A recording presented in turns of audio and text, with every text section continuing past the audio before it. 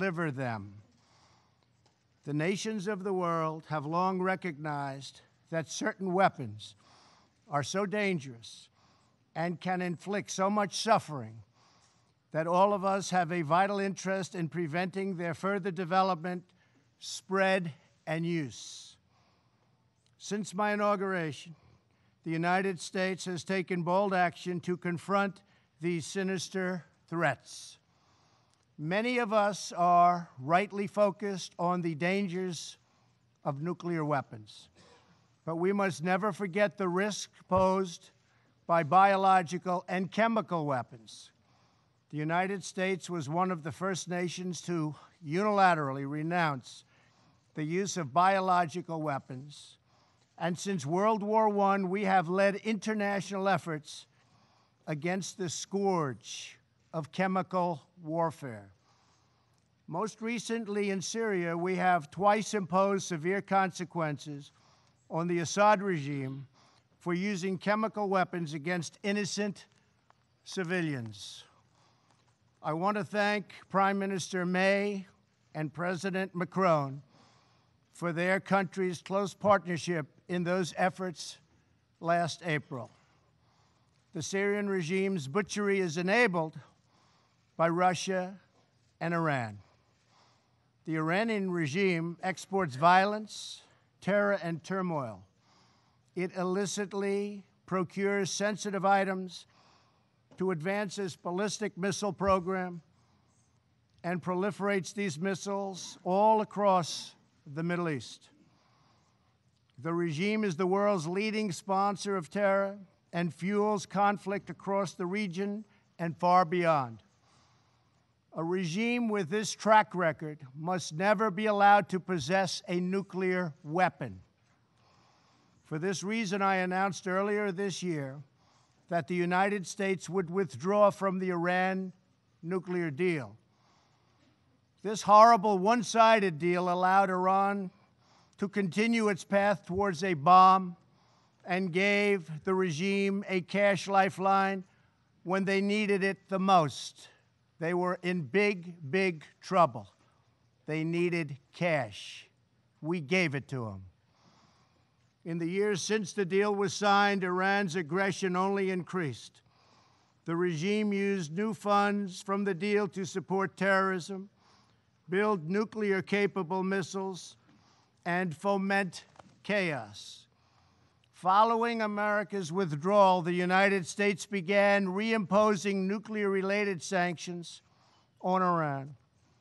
All U.S. nuclear-related sanctions will be in full force by early November. They will be in full force. After that, the United States will pursue additional sanctions, tougher than ever before, to counter the entire range of Iran's malign conduct. Any individual or entity who fails to comply with these sanctions will face severe consequences. I ask all members of the Security Council to work with the United States to ensure the Iranian regime changes its behavior and never acquires a nuclear bomb. With all of this said, I want to thank Iran, Russia, and Syria for, at my very strong urging and request, substantially slowing down their attack on Idlib province and the 3 million people who live there in order to get 35,000 targeted terrorists. Get the terrorists, but I hope the restraint continues. The world is watching. Thank you also to Turkey for helping to negotiate restraint. Anything the USA can do to help resolve this problem in order to save perhaps even hundreds of thousands of lives, maybe more, we are willing and able. We are available to help. In my remarks yesterday to the United Nations General Assembly, I laid out my administration's commitment to building a more just and peaceful future. Regrettably, we found that China has been attempting to interfere in our upcoming 2018 election. coming up in November against my administration. They do not want me or us to win because I am the first president ever to challenge China on trade. And we are winning on trade. We are winning at every level. We don't want them to meddle or interfere in our upcoming election. As I also mentioned yesterday, we have seen the results of historic efforts to open new pathways to peace on the North Korean Peninsula, and that's something we are extremely proud of. I am pleased to say that North Korea has not conducted a missile test since last November. It has not conducted a nuclear test since last September. And the hostages have been returned to us, and very importantly, the remains of American heroes are now returning home. In June, I held a historic summit with Chairman Kim Jong-un in Singapore, where he reaffirmed his commitment to complete denuclearization. Last week, Chairman Kim reiterated that commitment to President Moon at their third summit and to me in a very strong letter form. I think we will make a deal, but unfortunately, to ensure this progress continues, we must enforce existing UN Security Council resolutions until denuclearization occurs. However, we have detected that some nations are already violating these UN sanctions. This includes illegal ship-to-ship transfers, which must end immediately. The safety of the Korean Peninsula, the region, and the world depends on full compliance with UN Security Council resolutions. Very, very important. But most importantly, I believe that Chairman Kim Jong-un, a man I have gotten to know and like, wants peace and prosperity for North Korea. Many things are happening behind the scenes, away from the media, which nobody knows, but they are happening nevertheless, and they are happening in a very positive way. So I think you will have some very good news coming from North Korea in the coming months and years.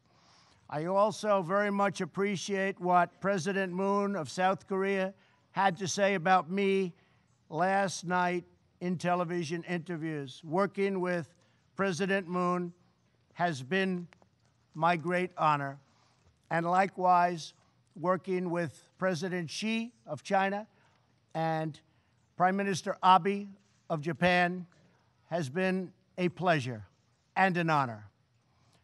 Each of us follows in the footsteps of countless world leaders, diplomats, and public servants who came here to the United Nations with the same noble goal: to build a future worthy of the patriots, true patriots, who sacrificed their lives for our nation and for our future.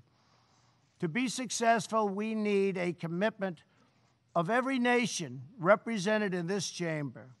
Acting together, we can replace the horrors of war with the blessings of safety and the beautiful promise of peace.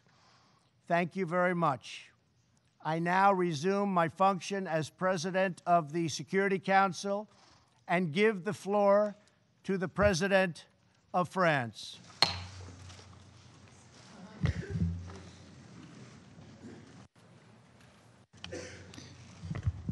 Merci, Monsieur le Président.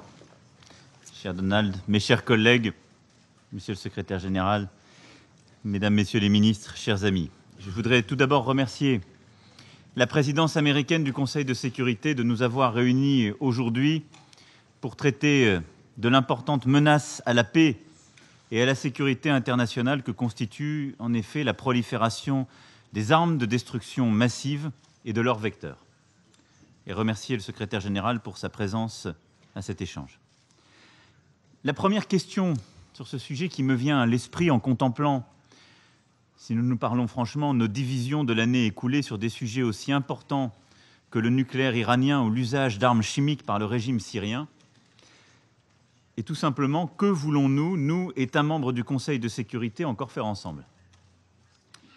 Le régime de non-prolifération, qui organise la maîtrise des armements atomiques pour limiter le risque de guerre nucléaire, ou qu'il impose l'interdiction absolue de certaines armes pour que nos populations soient à jamais protégées de l'horreur de la guerre des gaz ou des armes bactériologiques, est une construction relativement récente, arrivée à maturité dans les années 1990.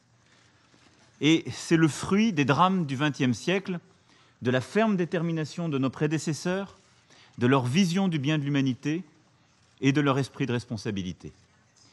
Et cet édifice repose sur des concessions mutuelles, des interdépendances, une confiance réciproque que nous avons bâtie à cette occasion. En un mot, sur une approche multilatérale de la sécurité.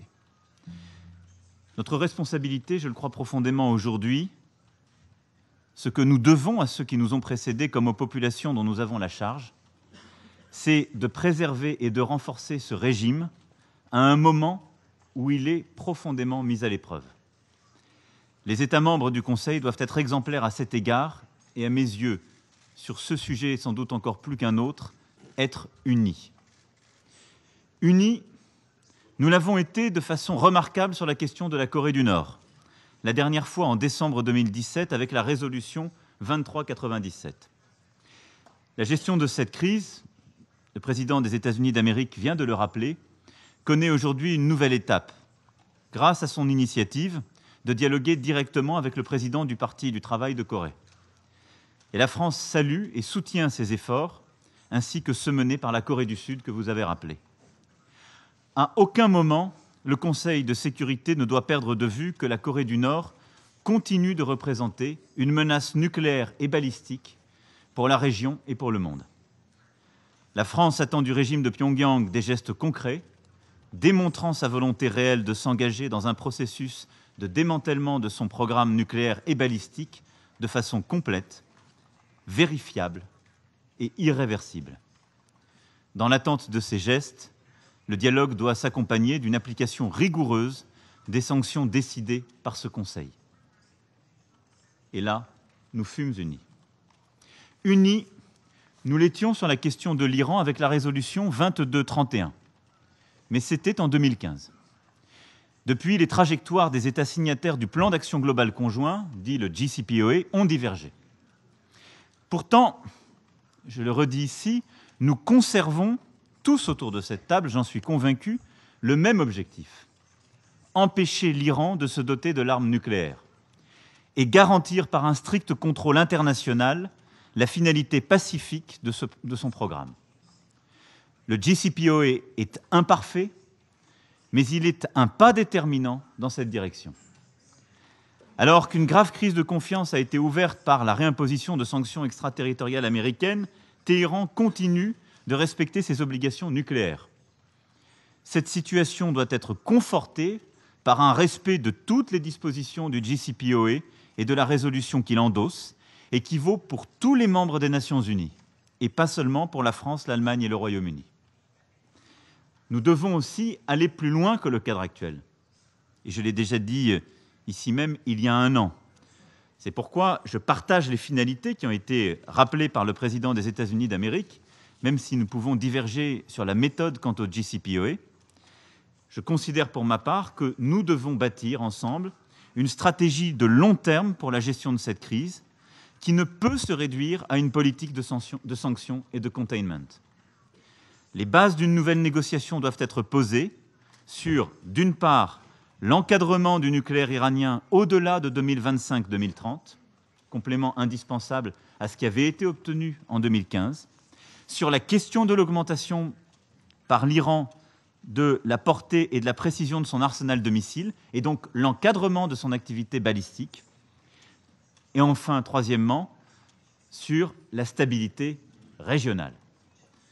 Ce sont l'ensemble de ces sujets qui peuvent constituer une action utile de la communauté internationale pour réduire les risques de la région et réussir à obtenir la finalité que nous poursuivons tous, que jamais l'Iran ne se dote de l'arme nucléaire. Unis, nous l'étions sur l'élimination des armes chimiques syriennes, avec la résolution 2118. Mais c'était en 2013. Depuis, les menaces pour la crédibilité de la norme d'interdiction se sont accumulées.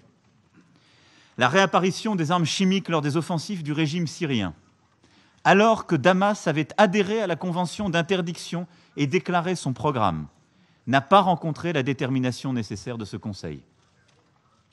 Daesh a, lui, utilisé ses armes en Syrie et en Irak. En février 2017, en Malaisie, un membre de la famille dirigeante nord-coréenne a été assassiné à l'aide d'un agent neurotoxique puissant, le VX. Et cette année, c'est sur le territoire du Royaume-Uni, et donc de l'Union européenne, qu'un autre agent neurotoxique a été employé, tuant une personne et en blessant 4 autres. La France rappelle ici qu'elle partage l'analyse britannique, selon laquelle il n'y a pas d'autre explication plausible que celle de la responsabilité de la Russie, et appelle cette dernière à prendre toutes les mesures nécessaires pour faire cesser cette menace.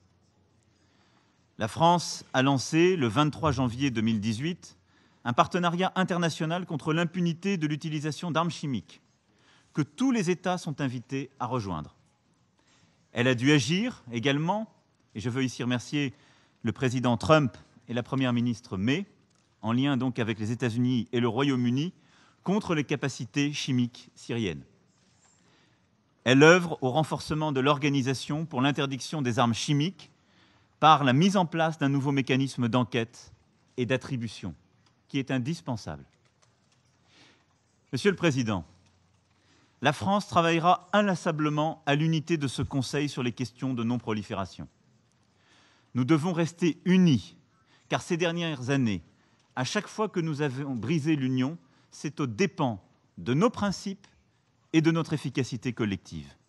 C'est une condition de notre légitimité en tant que membre permanent et non permanent.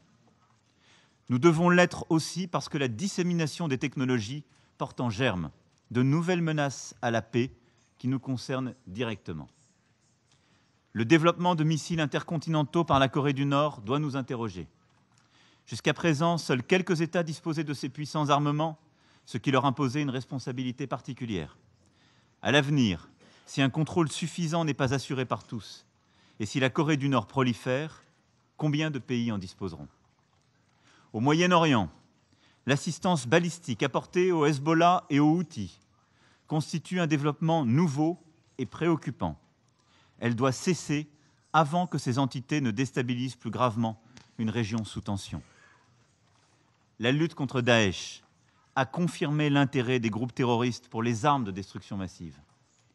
La menace d'un terrorisme nucléaire ou radiologique n'a pas disparu, en dépit du leadership dont ont fait preuve les États-Unis dans ce domaine avec les sommets sur la sécurité nucléaire. La France appelle à la poursuite de la coopération internationale, plus que jamais nécessaire. Monsieur le Président, la France continuera de respecter strictement ses engagements au titre du régime international de non-prolifération et à renforcer les différentes institutions qui en forment l'ossature. Elle continuera en particulier de soutenir les efforts des Nations Unies et de ses experts et portera les enjeux de la lutte contre la prolifération nucléaire, chimique, biologique et balistique lors de sa présidence du G7 en 2019. Mais j'en appelle pour cela à notre unité et notre esprit de responsabilité. Car ce régime de non-prolifération est la colonne vertébrale de notre système de sécurité collective. Nous l'avons bâti décennie après décennie. Il est encore jeune. Il requiert notre mobilisation, notre esprit de responsabilité et notre unité. Je vous remercie. I thank the President of France for his statement. Thank you very much. I now call on the President of Poland. Thank you. Thank you very much. Distinguished Mr. President, distinguished Mr. Secretary General, Excellencies, heads of the states, prime ministers, ministers, ladies and gentlemen, the current security situation is not encouraging. Tensions at the global and regional level threaten the existing international order, including non-proliferation and arms control regimes. In fact, we have been witnessing their progressive decomposition. They have been regularly challenged by non-state actors, but what is of even more concern, they are also being undermined by individual states. Before I address the problem of nuclear weapons, I first would like to draw your attention to another type of weapons of mass destruction that made their way back to the top of the global agenda. I'm referring to chemical weapons. Let me be clear. Every use of a chemical weapon is a crime.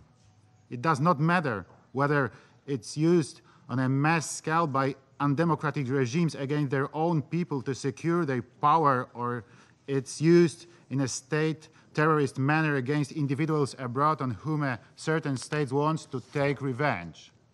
And if it is a crime, it means that the principal obligation of the international community is defined by the rule-based order. Criminals must be brought to justice. No single act of use of the chemical weapon can be left unanswered, since it undermines not only the basic sense of justice, but also leads to the erosion of the non-proliferation and disarmament regimes, and in consequence threatens the security of all of us. Brutal attacks, directed mostly against civilians, all have the same aim: to intimidate the international community. The community of the UN cannot accept such methods. Our inaction will only encourage perpetrators. I hope that the finalization of the new EU sanction mechanism, completed in the framework of the Organization for the Prohibition of Chemical Weapons, will allow us to exercise appropriate pressure on current and future perpetrators, as well as deter them from these unacceptable actions. We all hoped to have chemical weapons effectively banned by the Chemical Weapons Convention. We must stand firmly behind our own rules and norms, which are the pillars of the international order. In this context, let me mention that, as in the previous years, Poland will introduce in the United Nations General Assembly a draft resolution on the implementation of the Chemical Weapons Convention. It is of great importance to preserve the integrity of this regime. Therefore, we call on all member states to ensure a strong, clear, and united message of support of the whole international community for the integrity of the Chemical Weapons Convention and the efforts of the Organization for the Prohibition of the Chemical Weapons. The second issue I would like to highlight is the proliferation of nuclear weapons. Permit me to make 3 points regarding this matter. Firstly, we all know that nuclear weapons cannot be brought on the free market. Therefore, every act of proliferation of these weapons is a failure of both the international community and the rule-based world order. And we must remember that it always involves not only the state that develops nuclear capacity, but also those who provide it with means to achieve it, namely technology, materials, and resources. It's of utmost importance for every agreement that aims at controlling nuclear programs to guarantee that they are used solely for peaceful purposes. We have an obligation to evaluate those agreements against the purposes and to act accordingly. We should not turn our heads back from those who act against the Non-Proliferation Treaty by providing means to develop nuclear weapon capacity or assist in other ways in developing it. Good and effective export controls mechanism should be upheld by all countries involved in nuclear, chemical, and biological trade for peaceful purposes in order to maintain the appropriate control level of dual-use goods and to make non-proliferation effort more effective. In this regard, we welcome the International Atomic Energy Agency's effort to strictly monitor and verify Iran's commitments. Let me also use this opportunity to commend the vital role the agency plays in the non-proliferation area. The agency's system of safeguards is a fundamental component of the nuclear non-proliferation regime and plays an indispensable role in the implementation of the NPT. Secondly, I would like to welcome the prospect of the process of denuclearization of the Korean Peninsula.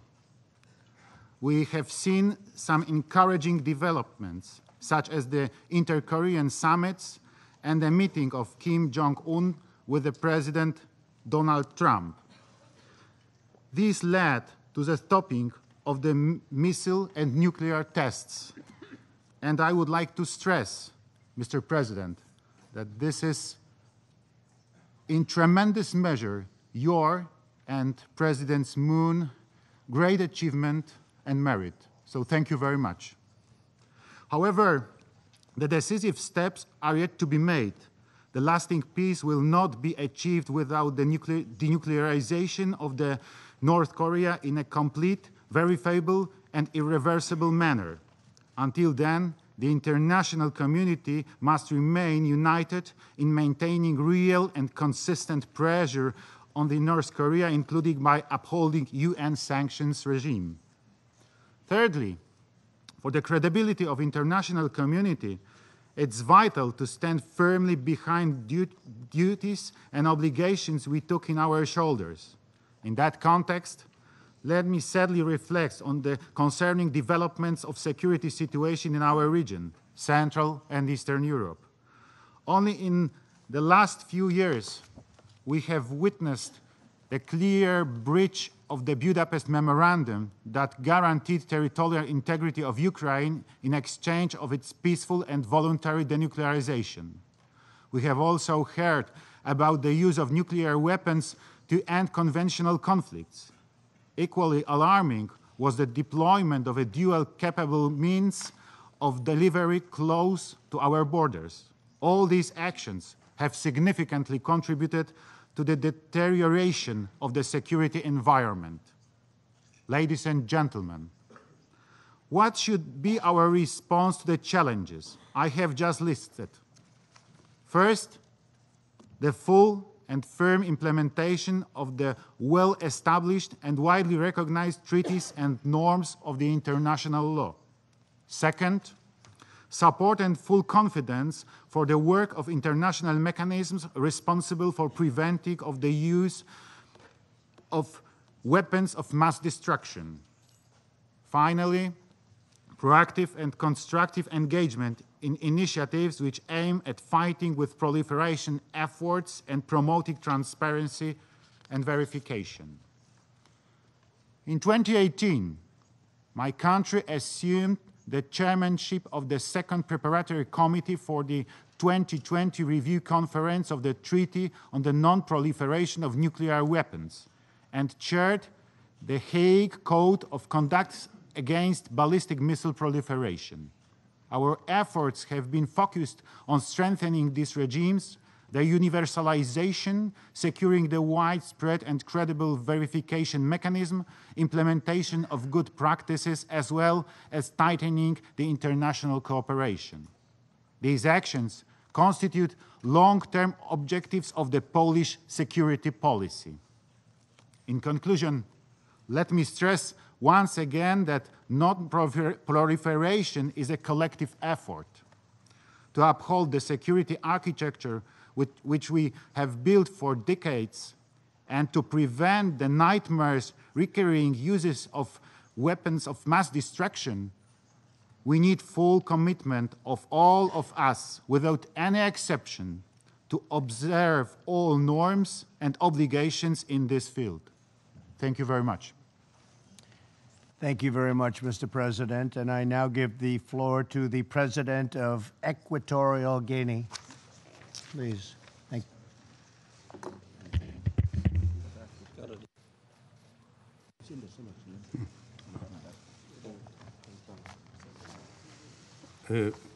Gracias, señor presidente, excelencias, señoras y señores. Es para mí un placer y un honor dirigirme por primera vez a este foro en nombre y representación de la República de Guinea Ecuatorial. Agradecemos a los Estados Unidos de América por haber convocado este debate abierto y felicitamos Su Excelencia la labor en la presidencia del Consejo. El desarme es uno de los objetivos más antiguos de las Naciones Unidas. Fue el tema de la primera resolución del Consejo de Seguridad el 25 de enero de 1946, en el que el Consejo de Seguridad aprobó la Resolución 1 del Consejo de Seguridad de las Naciones Unidas, amparada en el artículo 47 de la Carta de las Naciones Unidas. Han pasado 72 años desde la adopción de dicha resolución por el Consejo de Seguridad y al día de hoy el mundo sigue sumido en una carrera armamentística que conlleva a muchos estados a que se sientan obligados a dotarse de todo tipo de armas para su defensa y en concreto de armas de destrucción masiva. Además, dichos arsenales nucleares no solo agravan las tensiones entre estados y perjudican los esfuerzos de la paz, sino que amenazan a la existencia misma de la humanidad. Nuestro país, la República de Guinea Ecuatorial, no posee ni tiene intención de poseer armas de destrucción masiva y ha adoptado medidas para garantizar la estricta implementación de los compromisos y obligaciones contraídos con la comunidad internacional en el ámbito de la no proliferación, adhiriéndose al Tratado de África para el establecimiento de una zona libre de armas nucleares. La promoción del desarme nuclear debe ser una prioridad para la agenda de la comunidad internacional. Dentro de 2 años se celebrará medio siglo de la entrada en vigor del Tratado de No Proliferación de Armas Nucleares y que entró en vigor en 1970, instrumento internacional que posibilitó prevenir la proliferación de armas nucleares entre los países que no las poseen hasta esa fecha, pero que no tuvo el mismo éxito respecto a la eliminación de parte de los estados nucleares armados de los arsenales nucleares mantenidos por ellos, porque siempre ha existido una feroz resistencia del cumplimiento por parte de los estados nuclearmente armados en lo que se refiere a la implementación de sus compromisos de desarme nuclear. Los gastos de las potencias nucleares para mantener ese arsenal y, en algunos casos, modernizarlo, superarán el presupuesto del conjunto de los países de la Unión Africana y de algunas otras regiones. Señor presidente, la proliferación de las armas de destrucción masiva constituye una amenaza para la paz y la seguridad internacionales y compromete al Consejo de Seguridad en su rol de trabajar para evitar la difusión de la producción de tales armas. Para contrarrestar la proliferación y el uso de las armas de destrucción masiva, es fundamental la implementación y el cumplimiento de los tratados internacionales para la no proliferación. La resolución 1540 de 2004 del Consejo de Seguridad el apoyo a la iniciativa de seguridad contra la proliferación, el apoyo a la iniciativa global para combatir el terrorismo nuclear, la proliferación de cualquier ensayo de armas nucleares, la compartición de informaciones entre los Estados y las organizaciones internacionales, así como aplicar sistemas de control conjunto de verificación, inspección y supervisión de las armas y plantas de investigación de este tipo de armas por la Oficina de las Naciones Unidas para el Desarme, en colaboración con la Organización Internacional de Energía Atómica, lo que también debe incluir su seguridad y destrucción. Además, se debe impulsar las negociaciones con los estados portadores de armas nucleares para lograr que rechacen de forma efectiva la opción por las armas nucleares, a la vez que se garantiza su seguridad y se reconoce el derecho de todas las partes al uso pacífico de la energía nuclear. Señor presidente, la República de Guinea Ecuatorial está muy preocupada porque las Naciones Unidas muestra un escenario paradójico, lo que la ONU declara y lo que realmente cada país realiza en el ámbito de su soberanía es una puesta en escena llena de falsedades, engaños, hipocresía e insolidaridad.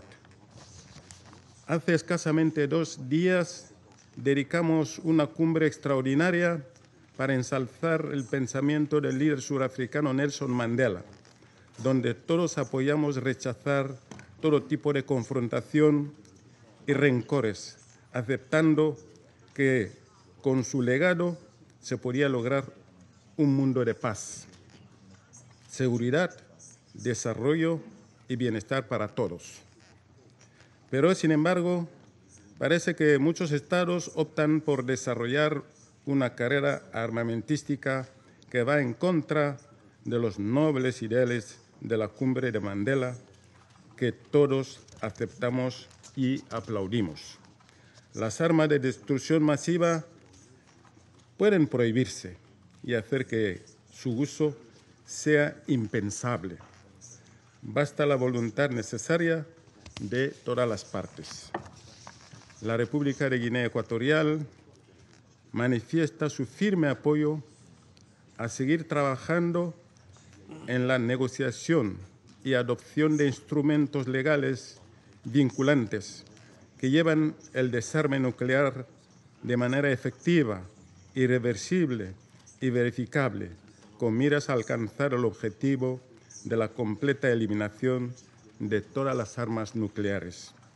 La comunidad internacional de las naciones debe igualmente tener gran preocupación por las consecuencias humanitarias y los efectos globales de cualquier detonación nuclear, accidental o intencional, y debe cooperar a nivel de la seguridad internacional para evitar que agentes no estatales adquieran los medios de practicar el terrorismo nuclear.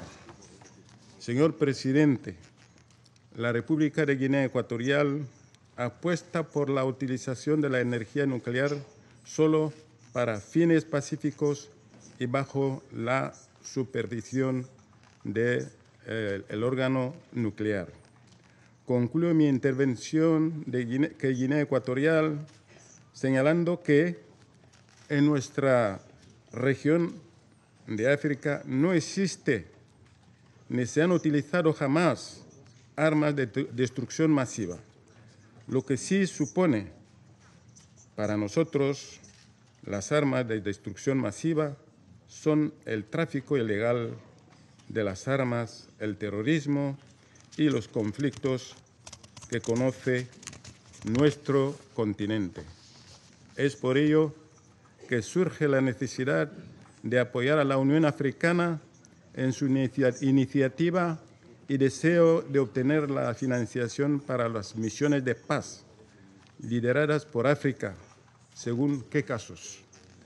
Apelo vivamente a los miembros de este Consejo de Seguridad para que dicho apoyo sea materializado, ya que al fin y al cabo contribuiría a la paz y seguridad internacionales, principalmente el objetivo de este Consejo de Seguridad de las Naciones Unidas. Muchas gracias, señor presidente. Thank you very much, Mr. President. I now give the floor to the President of Bolivia. Thank you. El presidente de Estados Unidos, al hermano Antonio Gutiérrez, secretario general de las Naciones Unidas, hermanos presidentes, hermanos y hermanos del Consejo de Seguridad. La presidencia del Consejo de Seguridad ha convocado a sus miembros a debatir acerca de la no proliferación de armas de destrucción masiva. Bolivia es parte de esa región declarada libre de armas nucleares desde hace más de medio siglo. Por ello, debo recordar el artículo número 1 del Tratado sobre Prohibición de Armas Nucleares. Cada Estado parte se compromete a nunca y bajo ninguna circunstancia desarrollar, ensayar, producir, fabricar y adquirir de cualquier otro modo, poseer o almacenar armas nucleares u otros dispositivos nucleares. Convoco a todos los estados alrededor de esta mesa a suscribir, ratificar y poner en efecto inmediato estas disposiciones. Esa es la mejor manera de evitar la catastrófica posibilidad del uso de este tipo de armas. Es un imperativo ético y una deuda con las futuras generaciones. Hermanas y hermanos del mundo, los Estados miembros del sistema de Naciones Unidas estamos obligados a cumplir con los postulados esenciales de la Carta de 1945, sobre todo el de resolver las controversias internacionales mediante el uso de mecanismos de solución pacífica. En ninguno de estos cabe el uso de armas de ningún tipo. Al contrario, es la negociación, la diplomacia, el diálogo y el arreglo judicial los que deben orientar la actuación de los países. Bolivia está convencido de que solamente a través de estos medios lograremos sociedades más justas y con responsabilidades compartidas. Tenemos que ser capaces y dejar en el pasado el primitivo uso de las armas entre los pueblos. Debo destacar como ejemplo la contribución de la Corte Internacional de Justicia, principal órgano jurisdiccional del sistema de Naciones Unidas, en la efectiva resolución de disputas entre estados en diversas latitudes y por diferentes situaciones. Hermanas y hermanos, estamos convencidos de que es imprescindible debatir no solo sobre los efectos, sino sobre todo acerca de las causas estructurales de los conflictos bélicos, sobre las verdaderas motivaciones de los quebrantamientos de la paz, la seguridad y la justicia internacionales. Tomemos como ejemplo Irán, país al que se ha hecho referencia en la mañana de hoy. En 1953, Estados Unidos financió, organizó y ejecutó un golpe de Estado en contra de un gobierno democráticamente electo, que en ejercicio de su soberanía nacionalizó su petróleo de manos de una empresa anglo-estadounidense. Después, por varias décadas, apoyaron un gobierno autoritario que permitía que las ganancias del petróleo beneficien a empresas transnacionales. Esa situación se vivió hasta la revolución de 1979. Ahora que Irán ha retomado el control de sus recursos, es nuevamente víctima de asedio estadounidense. Bolivia rechaza categóricamente las acciones unilaterales impuestas por el gobierno de Estados Unidos en contra de Irán. Asimismo, condena el hecho de que Estados Unidos se haya retirado del Plan de Acción Integral Conjunto, utilizando excusas para continuar con su política de injerencia e intervención en los asuntos internos de ese hermano país. Hermanas y hermanos del Consejo de Seguridad, nos referimos a la región de Oriente Medio, rica en recursos naturales, pero proporcionalmente afectada por invasiones, guerras y situaciones de agresión injustificada que siguen produciendo dolor y luto en sus pueblos. Esa región del mundo ha sido escenario de los 3 más grandes agresiones cometidas durante el siglo XXI. La primera agresión es la ilegal invasión a Irak, basada en una mentira de que ese país poseía armas de destrucción masiva. Esa invasión produjo más de 1 millón de muertos.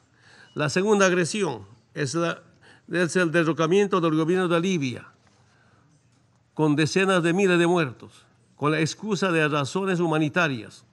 Como consecuencia, subsiste una grave inestabilidad política y una crisis humanitaria en el norte de África. La tercera agresión es la guerra civil en Siria, que en los últimos 8 años ha provocado más de medio millón de muertos.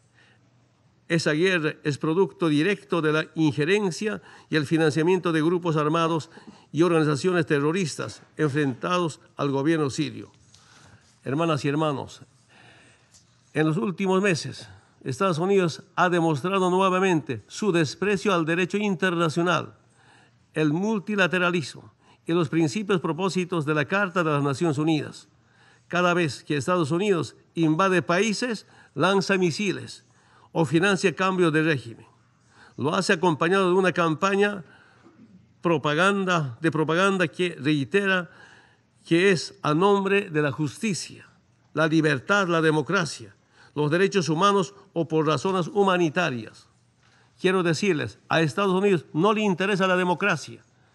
Si así fuera, no habrían financiado golpes de Estado y apoyado a dictadores. No amenazaría con intervenciones militares a gobiernos democráticamente electos, como lo hace contra Venezuela. No le interesan los derechos humanos ni la justicia. Si así fuera, firmarían los convenios internacionales de protección de los derechos humanos o las amenazas a los mecanismos de investigación de la Corte Penal Internacional. No promovería el uso de la tortura.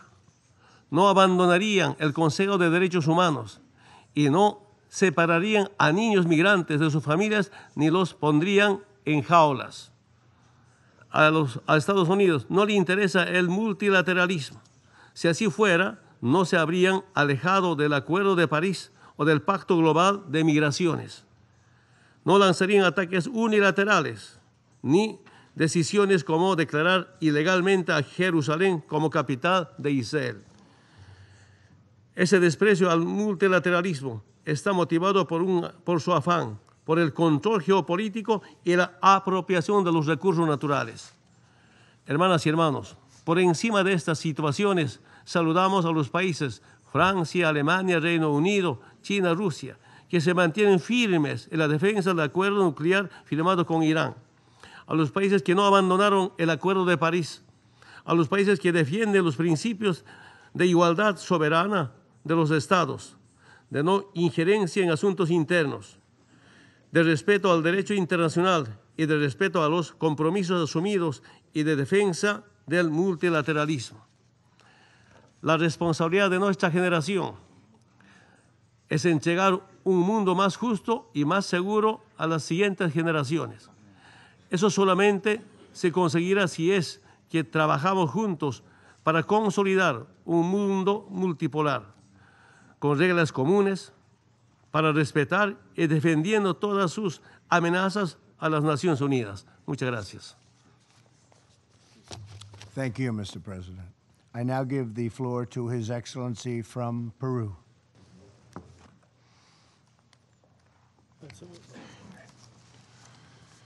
Buenos días. Saludo al presidente Donald Trump, asimismo a los dignatarios y altas autoridades presentes.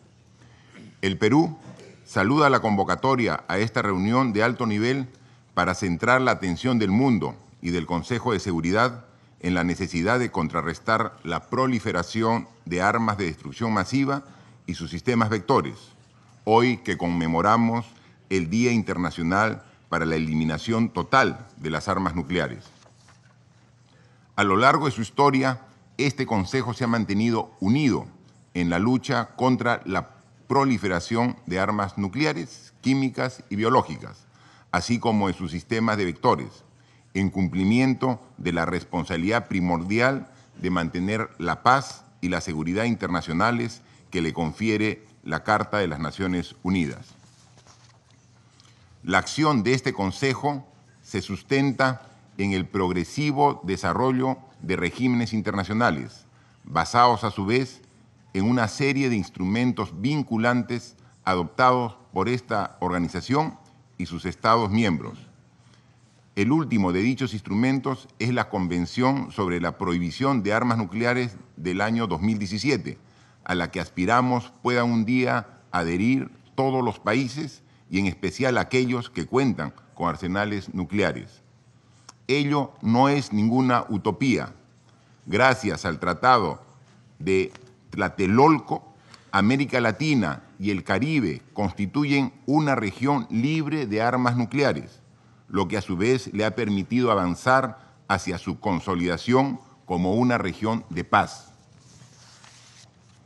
El Perú, en tanto país comprometido con los regímenes de no proliferación, cumple a cabalidad con las obligaciones establecidas por los respectivos instrumentos, así como con lo dispuesto por este Consejo en sus resoluciones relevantes.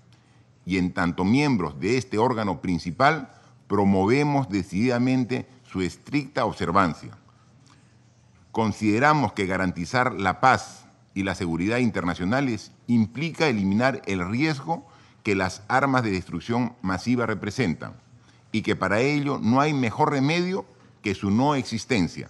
En tal sentido, destacamos que la no proliferación debe ir de la mano con el desarme y un estricto control de los armamentos convencionales.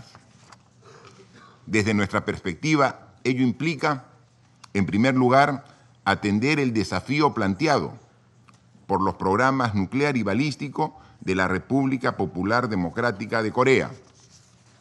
En atención a ello, queremos saludar una vez más la diplomacia de alto nivel que su administración y usted personalmente viene desplegando con miras a lograr una desnuclearización completa, verificable e irreversible en la península coreana. Consideramos que la vigencia del régimen de no proliferación nuclear debe observarse también a través del cumplimiento del Plan de Acción Integral Conjunto sobre el programa nuclear iraní, endosado por este Consejo mediante su resolución 2231. De otro lado, debemos lamentar y condenar el empleo de armas químicas en el conflicto sirio, así como en la ciudad británica de Salisbury.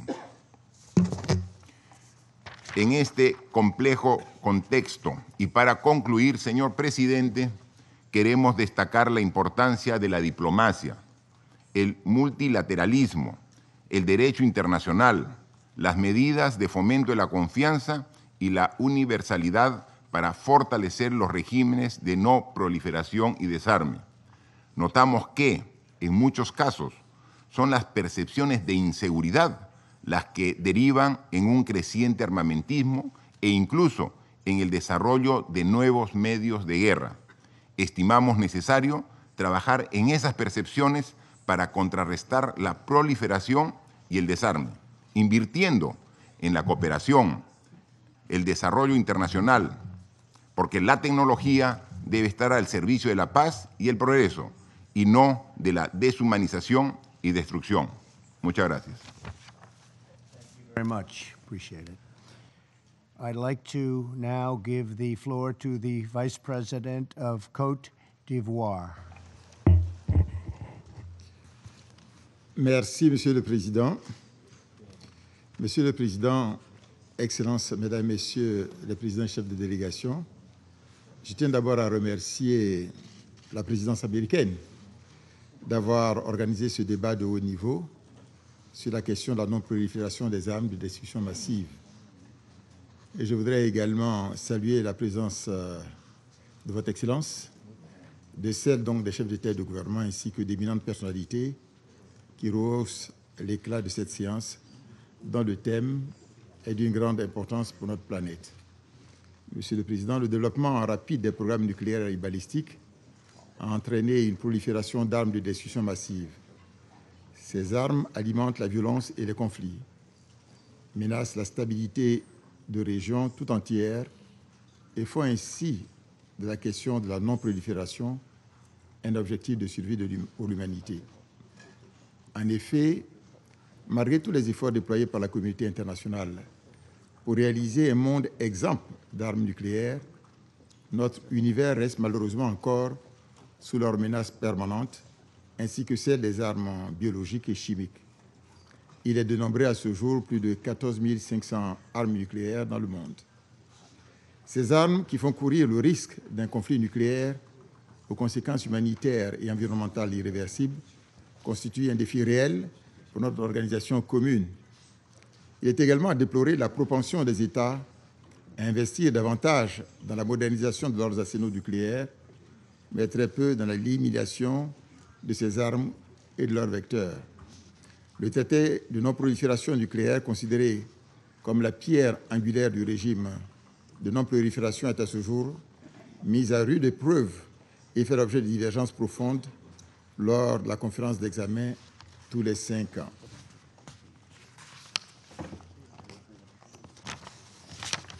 Le non-respect par certains États de leurs engagements en matière de désarmement et de non-prolifération constitue une atteinte grave à la sécurité et pourrait favoriser l'acquisition par les acteurs non étatiques des armes de destruction massive. Le problème nucléaire iranien, la situation au Moyen-Orient, notamment en Syrie, avec les allégations d'utilisation d'armes chimiques, l'usage de missiles balistiques au Yémen, ainsi que la question de la dénucléarisation dans la péninsule coréenne, constituent de vrais nœuds gordiens et de réelles sources de préoccupation pour la communauté internationale. Ces situations nous interpellent sur la nécessité de mettre la lutte contre la prolifération des armes de destruction massive au cœur de nos priorités. Face à ces situations, le Conseil de sécurité, garant du maintien de la paix et de la sécurité internationale, se doit de continuer à assumer ses responsabilités en matière de non-prolifération. Dans ce contexte, la Côte d'Ivoire appelle à la mise en œuvre de résolutions pertinentes du Conseil de sécurité ainsi que l'application des différents instruments juridiques internationaux en matière de désarmement et de non-prolifération. À cet effet, elle invite les États membres à s'acquitter avec l'appui de l'Organisation pour l'interdiction des armes chimiques de leurs obligations internationales découlant de la Convention sur l'interdiction de la mise en œuvre, la fabrication, du stockage et l'emploi des armes chimiques et de leur destruction. Dans ce contexte, la Côte d'Ivoire, qui est partie à tous les traités et conventions importantes dans les domaines de la non-prolifération, a intégré dans ses lois nationales toutes les obligations découlant de ces instruments juridiques internationaux. Dans le domaine du désarmement, l'approche étape par étape n'ayant pas produit les effets escomptés, la délégation ivoirienne appelle les États dotés de l'arme nucléaire à envisager une nouvelle approche plus efficace. Monsieur le Président, la Côte d'Ivoire se félicite de l'adoption le 7 juillet 2017 du traité interdisant les armes nucléaires et souligne l'importance de sa mise en œuvre rapide. L'espace extra-atmosphérique, considéré à juste titre comme un bien commun pour l'humanité, mérite notre attention soutenue et requiert l'adoption urgente d'un instrument internationalement et juridiquement contraignant pour le préserver de toute course aux armements et éviter ainsi sa militarisation. Par ailleurs, la Côte d'Ivoire souligne la nécessité pour la communauté internationale de se doter d'un instrument plus contraignant dans le domaine des armes biologiques ou à toxines. Elle souhaite de même l'adoption d'un instrument universel non discriminatoire afin de donner un gage de sécurité aux États non dotés de l'arme nucléaire. S'agissant des armes chimiques, la Côte d'Ivoire appelle à l'universalisation de la Convention sur l'interdiction des armes chimiques ainsi qu'à l'application des résolutions 1540 de 2004 et 2325 de 2016. À cet égard, le mandat confié à l'OIAC lors de la réunion spéciale les 25 et 27 juillet 2018 à La Haye d'identifier et de traduire en justice les auteurs d'attaques aux armes chimiques pourrait grandement contribuer à régler la question se rapportant aux allégations d'utilisation d'armes chimiques. La Côte d'Ivoire appelle le Conseil de sécurité à l'unité sur cette importante question. Monsieur le Président, concernant le nucléaire iranien, la délégation ivoirienne appuie la mise en œuvre du plan global commun JCPOA, jugé dans l'ensemble satisfaisant. Dans cette perspective, la Côte d'Ivoire voudrait inviter les parties prenantes à planir leurs divergences sur cet accord, fruit d'un compromis international inédit et qui demeure à ce jour une garantie certaine pour l'application du traité de non-prolifération nucléaire et un gage de paix et de stabilité régionale. Monsieur le Président, s'agissant de la situation dans la péninsule coréenne, la Côte d'Ivoire salue les évolutions positives observées ces derniers temps. La rencontre historique du 12 juin 2018 à Singapour entre Votre Excellence et le dirigeant nord-coréen Kim Jong-un demeure un des jalons majeurs de cette nouvelle dynamique régionale. La Côte d'Ivoire réitère à ce sujet son attachement au principe de règlement pacifique des différends à travers le dialogue et la concertation. Il exhorte tous les parties prenantes à écarter définitivement toute option militaire qui ne pourrait qu'occasionner des conséquences dommageables et irréversibles pour l'ensemble de la planète.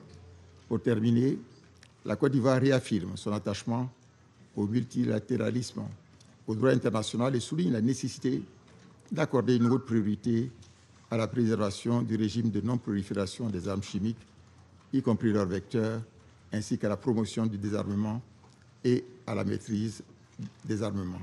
Je vous remercie de votre aimable attention. Thank you very much. I now give the floor to the Prime Minister of the United Kingdom. Thank you, Mr. President, and thank you for convening this important debate. There is no greater threat to international peace and security than the proliferation of weapons of mass destruction. These issues matter to every man, woman, and child around the globe. And the United Kingdom, like the other permanent members of this Council, has a special responsibility to protect the significant gains we have made in the last 70 years. Because the international community has invested huge energy into containing the horrific forces that emerged in the 20th century. The multilateral framework of treaties countering the proliferation of weapons of mass destruction is one of the greatest achievements of the international community, demonstrating the value of global cooperation. It has improved all of our security. It has brought a measure of predictability and stability, and it has paved the way to arms control agreements and disarmament. When many of us around this table were born, it was feared dozens of nuclear weapons states might emerge. Instead, the Treaty on the Non-Proliferation of Nuclear Weapons has seen a remarkable near 30 states abandon their pursuit of nuclear weapons. Global stockpiles have been reduced by close to 80% since their Cold War peak. That is true success on a truly global scale. Similar, if not greater success, has been achieved on chemical and biological weapons. Over 96% of declared stockpiles of chemical weapons have now been destroyed under international verification, and no country professes publicly to possess biological weapons. But the last 18 months have seen these hard-won gains challenged. We have seen chemical weapons used in Syria, Malaysia, and the UK. The conventions governing our nuclear compact are being picked at. Predictability and stability are declining. If we do not increase our collective efforts to preserve and build on what we have, there is a very real risk these gains will subside or fall away. The 1970 Non-Proliferation Treaty is rightly perceived as the flagship of the international community's determination against nuclear proliferation. Supporting it requires leadership. Leadership of the short your administration and you personally, Mr. President, are demonstrating on DPRK, the world's most pressing nuclear threat. In meeting Kim Jong-un, you have created an historic opportunity for complete, verifiable and irreversible denuclearization. Consensus from this Council to impose sanctions on DPRK has played no small part, but we will not continue meaningful progress towards peace on the Korean Peninsula without sustained pressure. Sanctions must be strictly enforced by all, including the DPRK's neighbours. We must stay vigilant. Ensuring non-proliferation also requires collective leadership, of the type that led to the agreement in 2015 of the Joint Comprehensive Plan of Action, the Iran nuclear deal. For many years, the scale and nature of Iran's nuclear program raised serious international concerns. The JCPOA was an important step forward in addressing these. It remains the best means of preventing Iran developing a nuclear weapon, and we are committed to preserving the JCPOA as long as Iran continues to abide by its obligations in full. Iran must ensure they implement their obligations fully, and to monitor Iran's compliance, we strongly support the IAEA using inspections and other monitoring provisions of the JCPOA to their full. Other aspects of Iran's policies, in particular its destabilizing regional behavior and sustained efforts to enhance its ballistic missile capability, continue to cause serious concerns. The international community, and where appropriate the Security Council, need to be ready to address this. And Iran's proliferation of missile and sophisticated military technology to groups like Hezbollah in Lebanon, or, as the UN's panel of experts concluded, the Houthis in Yemen, is also not in compliance with Security Council resolutions. It risks a dangerous escalation, so we need to see further decisive action in this Council to tackle both the transit and proliferation of these technologies and increase the costs for those responsible. It is regrettable that Russia continues to prevent the Council from upholding its responsibility to stop this destabilizing activity. Mr. President, nowhere are the grim consequences of the erosion of global norms on weapons of mass destruction more apparent than in Syria, where the UN has concluded that Assad's regime has repeatedly used chemical weapons, a direct assault on a near-century-old ban vital to our collective peace and security. Yet Russia has repeatedly wielded its veto to prevent the Security Council from holding the Assad regime to account, even shutting down the international body established to investigate chemical weapons use in Syria. So I welcome the decision of 150 countries in June, the largest gathering in its history, to empower the OPCW to attribute responsibility for chemical weapons attacks in Syria and to put in place arrangements for attribution for any country which requests it. And I would like to thank President Trump and President Macron for their shared determination with the UK to deter the use of chemical weapons in Syria through US, UK and French joint military action in April. These actions sent a clear message to the Assad regime. Perpetrators of chemical weapons use cannot escape identification or act with impunity. The regime's backers must use their influence to ensure chemical weapons are not used again. For there must be no doubt we will respond swiftly and appropriately if they are. The UK saw the consequences of these norms being eroded in Salisbury this year, when Russia recklessly deployed a nerve agent on our streets. The United Kingdom has presented detailed evidence, clearly laid out in charges of attempted murder and the use and possession of a chemical weapon against 2 agents of the Russian state. We have taken appropriate action with our allies, and we will continue to take the necessary steps to ensure our collective security. Russia has only sought to obfuscate through desperate fabrication. Permanent members of the UN Security Council must not attack and undermine the international non-proliferation regimes and the institutions that underpin them. All members of the Council must fulfill their responsibilities to safeguard them in support of international peace and security. It is my sincere hope that Russia will rejoin the international consensus against the use of chemical weapons and the collective effort to uphold it. If so, this Council will again be able to work together to rid the world of chemical weapons. But if not, we should leave no one in any doubt of the international community's determination to uphold international non-proliferation regimes. Not all the challenges faced by the counter-proliferation framework come before this Council, but they are no less urgent. We need to strengthen the rules to keep pace with new technologies and more complex global supply chains. We must help every UN member to develop their capabilities and regulation and ensure they are able to make their contribution to this global effort. The quiet but essential role the United Nations plays must be at the heart of these efforts. So as UN members, we should invest the expertise and diplomatic resources necessary in the conventions. Mr. President, it was collective engagement by states across the globe that produced the counter-proliferation framework. Even the most powerful recognise that investing in collective rules-based restraint was the only effective way of addressing national security interests and avoiding unilateral recourse to force. We cannot let the framework be undermined today by those who reject the values and disregard the rules that have kept us safe.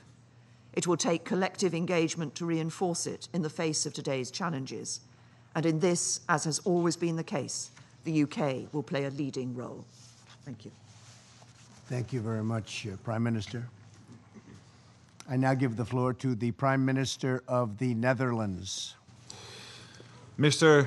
President, Your Excellencies, ladies and gentlemen, this year there have been several occasions when weapons of mass destruction have endangered our security, undermined international stability, and caused terrible suffering. So 2018 has made the importance of non-proliferation abundantly clear. I agree with you, Mr. President, that as politicians we are first and foremost responsible to keep our own citizens safe. And I believe that multilateral institutions play a major role where this issue is concerned. As I will say in my address to the General Assembly later today, the Kingdom of the Netherlands has always championed and will continue to champion the rules-based international order and multilateral cooperation, especially on security matters and other issues of shared concern. The multilateral cooperation requires active support from all of us, including and even especially on the issue of weapons of mass destruction. We should acknowledge the significant achievements that have been made in controlling these weapons. For 50 years now, the Non-Proliferation Treaty has kept the number of nuclear weapon possessors under 10. We can only imagine how much conflict, instability, and violence this has prevented. So I'm encouraged that the US, Russian, and British foreign ministers have underlined their continuing support for and commitment to the NPT on the occasion of its 50th anniversary. We have seen some positive steps on non-proliferation this year in relation to North Korea. The ultimate goal of our joint efforts is to ensure that North Korea abandons its nuclear ballistic missile capabilities and its programs on weapons of mass destruction. It should do this in a comprehensive, verifiable, and irreversible manner. We welcome the efforts you, Mr. President, are personally making to achieve a nuclear weapon-free Korean peninsula. For we know that this problem can only be resolved peacefully.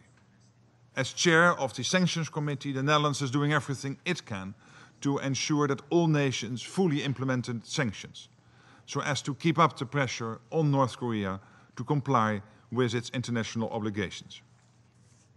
The Kingdom of the Netherlands believes that the Joint Comprehensive Plan of Action, endorsed by the Security Council Resolution 2231, remains a good example of how this Council and the international community can work hand in hand for non-proliferation. The International Atomic Energy Agency has concluded in 12 consecutive reports that Iran is abiding by its commitments under the deal. As long as this continues, we will also uphold our commitment to the deal. At the same time, we are concerned about Iran's role in the region, its ballistic missile program, and its human rights record. In particular, Iran's support for Hezbollah and the role Iran plays in Syria and Iraq, and in the development of missiles by the Houthis in Yemen, remain serious concerns for the Netherlands. They need to be addressed. Mr. President, the repeated use of chemical weapons is deeply alarming. It causes terrible human suffering and erodes the established international norm.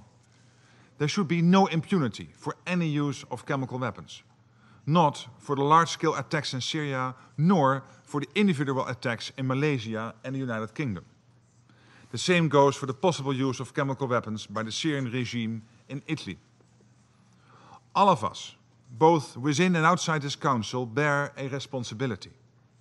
Because of the stalemate in this body, we have tasked the Organization for the Prohibition of Chemical Weapons to investigate and identify those responsible for the use of these weapons. We cannot sit back. We have to speak up, take action and firmly support the OPCW so that the perpetrators can be brought to justice. And we need to do this together. Indecisiveness by countries that claim to support the principles of disarmament and non-proliferation could ultimately have disastrous consequences. And with regard to this, the Salisbury attack, we reaffirm our confidence in the UK investigations. We welcome its bringing criminal charges as an important step towards justice. This bolsters our earlier conclusion that it is essential to hold those responsible to account. Mr. President, to conclude, the devastating consequences of the use of weapons of mass destruction underline the urgent need to take action. The use of these weapons must never become the new normal. We must prevent impunity at all costs. A legal norm can only be effective if we collectively uphold it, together, as part of a multilateral effort. Thank you. I thank the Prime Minister for his statement. I now give the floor to the Deputy Prime Minister and Minister of Foreign Affairs of Kuwait. Thank you. بسم الله الرحمن الرحيم. فخامة الرئيس دونالد ترامب، أود بداية أن أعرب عن ارتياحنا وسعادتنا لرؤيتكم وأنتم تترأسون اليوم قمة لمجلس الأمن، مثمنين مبادرتكم بعقد هذه الجلسة المفتوحة والتي تؤكد على إعطائكم الأولوية القصوى لأحد أخطر المسائل التي تهدد السلم والأمن الدوليين والمتمثلة في أسلحة الدمار الشامل. إن المناقشة التي نجريها في هذه القاعة تأتي في ظل مرحلة دقيقة وظروف معقدة يمر بها عالمنا اليوم، ولا سيما منطقة الشرق الأوسط. فإلى جانب انتشار النزاعات والإرهاب تتزايد التهديدات باستخدام أسلحة الدمار الشامل. تلك التهديدات التي لم تعد افتراضية، بل شهدنا إطلاق الصواريخ البالستية وإجراء التجارب النووية واستخدام الأسلحة الكيميائية في أماكن عديدة في العالم مؤخراً. وأود هنا إعادة تأكيد موقف دولة الكويت المبدئي والثابت تجاه قضايا عدم الانتشار والمتمثلة في إدانة استخدام أسلحة الدمار الشامل في أي مكان وفي أي زمان ومن قبل أي طرف كان، باعتبار ذلك انتهاكاً جسيماً للقانون الدولي، مشددين على إرساء السلام والأمن والاستقرار في العالم لا يمكن أن يتحقق في ظل وجود هذا النوع من الأسلحة. لقد شهدنا في الآونة الأخيرة أهوال الهجمات بالأسلحة الكيميائية من جانب الدول والجهات الفاعلة من غير الدول في سوريا. تلك الهجمات التي جعلتنا ندرك أن خطر انتشار أسلحة الدمار الشامل لم ينحصر بالرغم من وجود المعاهدات والقرارات التي تجرم استخدام تلك الأسلحة.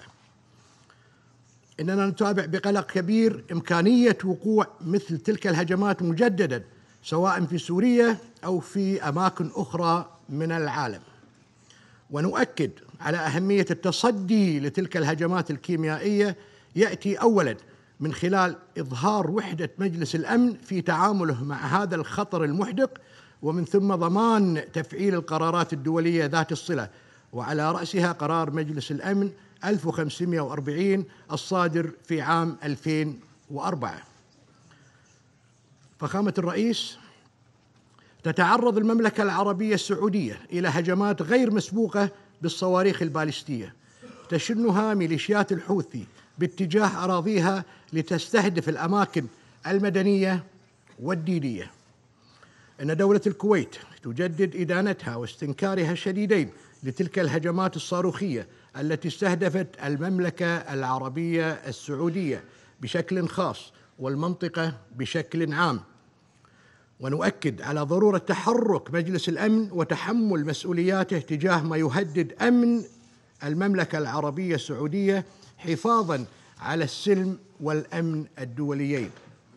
إن وفد بلادي على أتم الاستعداد للعمل معكم لاتخاذ المزيد من التدابير لوضع حد لتلك الهجمات التي تندرج دون أدنى شك ضمن مخاطر انتشار أسلحة الدمار الشامل. وفي خضم الأحداث التي تشهدها منطقة الشرق الأوسط، تواصل دولة الكويت التزامها بدعم كافة القرارات الأممية، ورحبت بصدور قرار مجلس الأمن 2231 الصادر في عام 2015. ففي الوقت الذي تستمر فيه الجمهورية الإسلامية الإيرانية بتنفيذ ما نص عليه ذلك القرار وصدور تقارير الوكالة الدولية للطاقة الذرية التي توثق تنفيذ إيران لالتزاماتها ذات الصلة بالمجال النووي، إلا أننا نلاحظ بقلق التقارير الأممية المستقلة التي تشير إلى استمرار إيران في دعم وتمويل الميليشيات والأحزاب المسلحة في الدول العربية، وخاصة تدخلاتها في الشأن اليمني. كما أكد قرار جامعة الدول العربية الصادر بتاريخ 11/9/2018 على أن الأراضي اليمنية باتت منصة لإطلاق الصواريخ البالستية الإيرانية الصنع على جيرانها، وتهديداً للملاحة البحرية في مضيق باب المندب والبحر الأحمر، وهو ما ينعكس سلباً على أمن واستقرار اليمن والمنطقة، معتبرين ذلك خرقاً لقرار مجلس الأمن 2216 الصادر في عام 2015. كما طالب القرار العربي إيران بالتوقف عن تلك الممارسات وعن كل ما يضر بأمن ومصالح دول المنطقة، والعمل على اتخاذ خطوات نحو بناء الثقة مع جيرانها في المنطقة، وصولاً إلى إرساء علاقات قائمة على حسن الجوار والتعاون والاحترام المتبادل وعدم التدخل في الشؤون الداخلية. فخامة الرئيس، أصحاب الفخامة والمعالي، عندما أتحدث من هذا المحفل فإنه من دواعي الفخر والاعتزاز أن أتحدث كممثل عن الدول العربية في مجلس الأمن، حاملاً معي هموم ومشاغل شعوب محبة للسلام وتواقة للأمان وللاستقرار. ومن هذا المنطلق تؤكد دولة الكويت وكافة الدول العربية على إيمانها المطلق بالعمل متعدد الأطراف تحت مظلة الأمم المتحدة والأهداف والمبادئ والالتزامات المتفق عليها وفقاً للميثاق، وتشدد على الموقف العربي تجاه أهمية تحقيق عالمية معاهدة عدم الانتشار، تلك المعاهدة التي تم الاتفاق على التمديد اللانهائي لها بعد اعتماد مؤتمر المراجعة في عام 1995، قرار إنشاء منطقة خالية من الأسلحة النووية وغيرها من أسلحة الدمار الشامل في الشرق الأوسط. ونجدد هنا الموقف العربي الداعي للدول الراعية الثلاث لقرار الشرق الأوسط الصادر في عام 1995، والذي يمثل جزءاً لا يتجزأ من صفقة التمديد اللانهائي للمعاهدة إلى تحمل مسؤولياتها في تنفيذ ذلك القرار. كما نؤكد على ضرورة انضمام إسرائيل إلى معاهدة عدم الانتشار وإخضاع جميع منشآتها النووية لرقابة وإشراف الوكالة الدولية للطاقة الذرية، لا سيما وإنها الدولة الوحيدة في الشرق الأوسط التي لم تنضم حتى الآن إلى معاهدة عدم الانتشار. وختاماً فخامة الرئيس، إن الالتزام الذي أبديتموه في مواجهة التحديات التي تشكلها أسلحة الدمار الشامل لا يقتصر على انعقاد جلستنا اليوم، بل يأتي أيضاً من خلال المساعي الدبلوماسية الحثيثة لتخفيف حدة التوتر ونزع السلاح النووي من شبه الجزيرة الكورية. هذه الجهود التي قدتموها فخامة الرئيس جاءت في ظل تماسك ووحدة أعضاء مجلس الأمن لمواجهة البرامج والأنشطة غير المشروعة من قبل جمهورية كوريا الشعبية الديمقراطية. إننا نعلم أن الطريق لا يزال طويلا وشاقا للوصول إلى الهدف المنشود في إخلاء شبه الجزيرة الكورية من السلاح النووي، إلا أننا نعتقد أن الالتزام المطلق والصادق من قبل كافة الأطراف المعنية وكذلك التنفيذ الكامل لكافة قرارات مجلس الأمن ذات الصلة سيؤدي إلى اتفاق سلام دائم وشامل في شبه جزيرة كوريا خالية من الأسلحة النووية. وشكرا لكم فخامة الرئيس. I thank the Minister for his statement. Thank you very much. I now give the floor to the Minister for Foreign Affairs of China.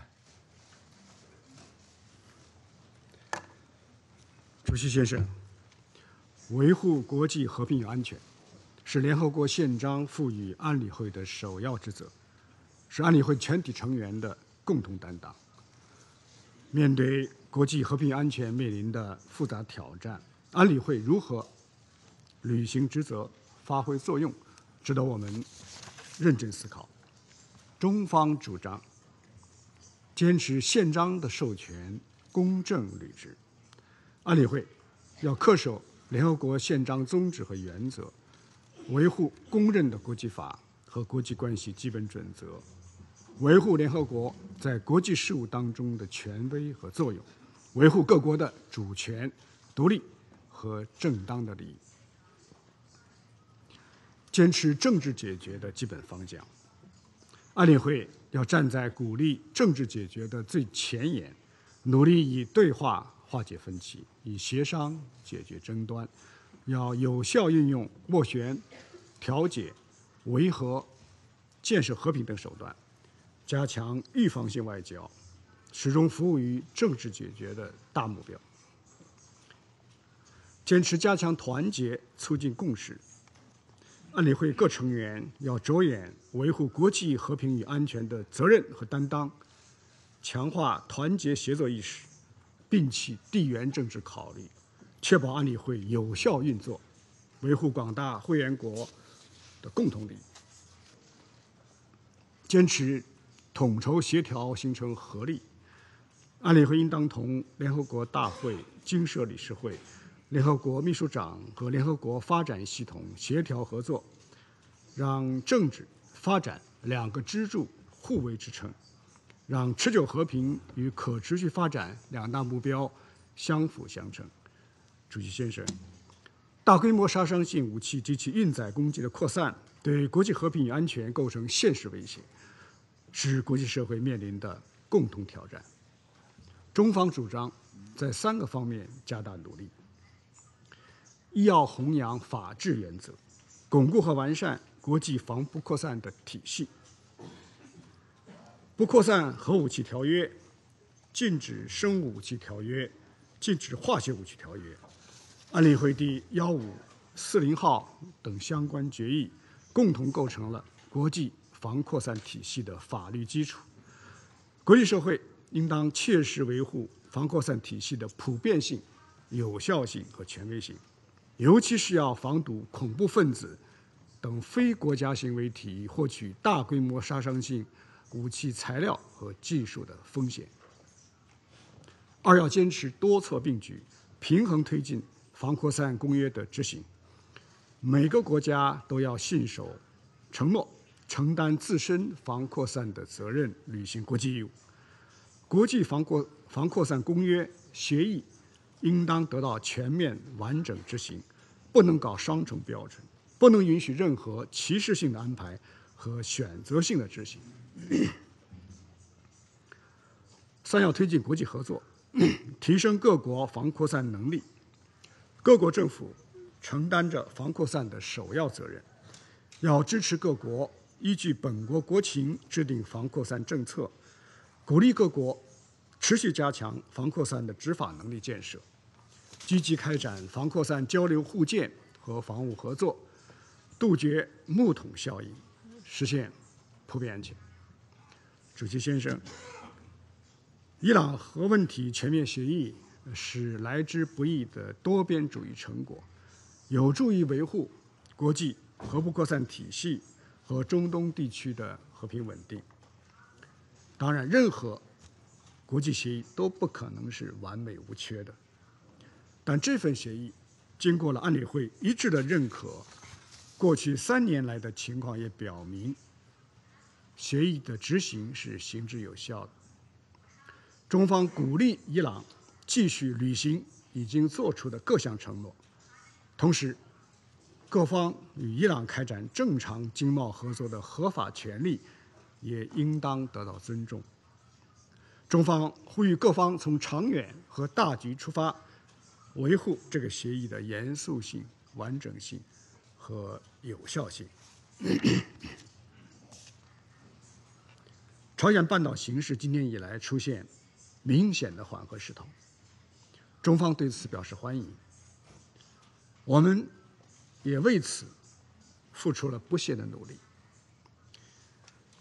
中方支持朝美领导人在新加坡达成的重要共识，支持半岛北南双方全面改善关系。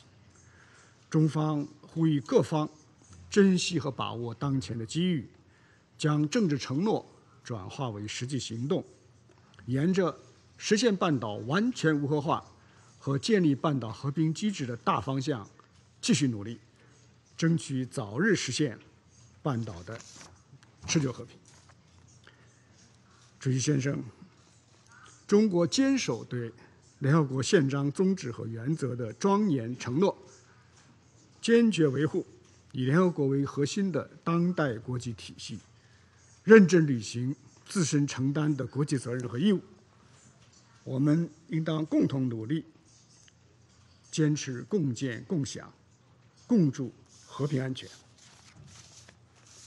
最后，我要强调的是，中国历来坚持不干涉内政原则，这是中国的外交传统，也得到国际社会的普遍赞誉。我们过去、现在和将来都不会干涉任何国家的内政，我们也不接受任何对中国的无端的指责。我们呼吁其他国家也能恪守联合国宪章的宗旨，不得干涉别的国家的内政。谢谢。